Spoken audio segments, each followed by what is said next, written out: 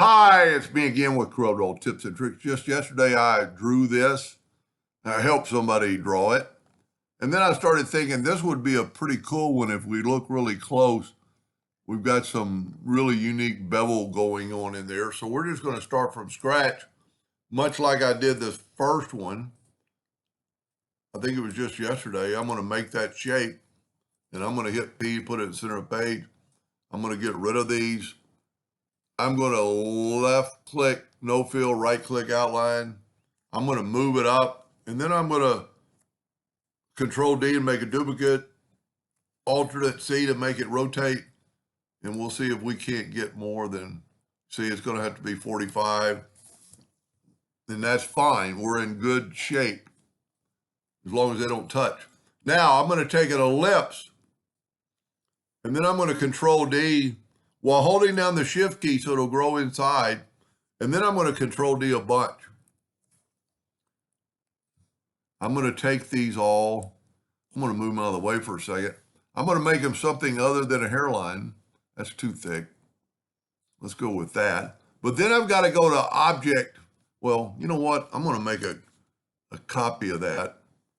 And I'm going to make these lines, but I'm going to make this one an object. And I'm going to show you why. Matter of fact, let's just do a test here. And if we put this, well, for this to work, let's take the Smart Fill tool and just start filling these in with blue. And if you look, the red is disappearing. And then once we move these lines out of the way, let me take the Alt key and, whoa, I still have this Smart Fill. With the pick tool, the Alt key, and the select and delete them, you can see no lines because the lines, they're really kind of there, but they're a hairline. Even though they're an 8-point line, unless it's an object, it goes through it. So this is an object. So let's take these, let's go ahead and group them together. And then let's just put them on this path kind of evenly. Now,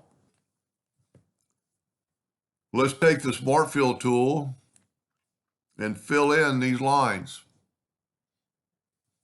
And I'm going to move them out of the way. Well, you know what? I'm not. Because that way I can't really see what I'm doing. I need to make sure I get them all. And I did a pretty good job of getting them an even, Steven. So we've got all the lines. Now, remember we grouped this together so I can get rid of it. And I'm going to try to grab the outline and move it over.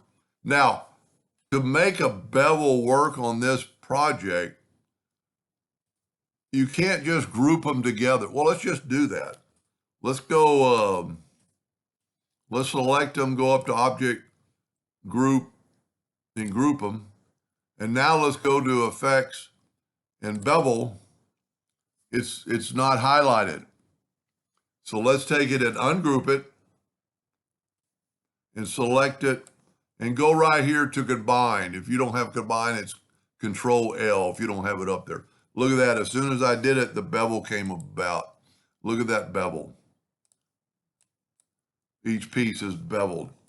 Now, just like yesterday, we have to go to convert it to a bitmap to rotate it from the center of the page easily.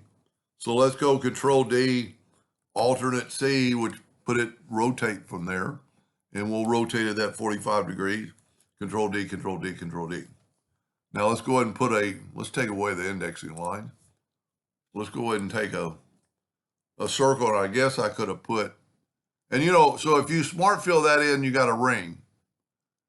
So if you take this and just fill it, and then you could take away the ring. And we'll go ahead and bevel that. It's not going to look as cool.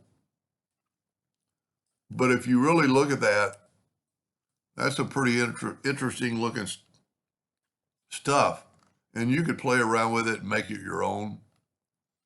Anyway, I hope that gave you an idea or two, and thank you for watching.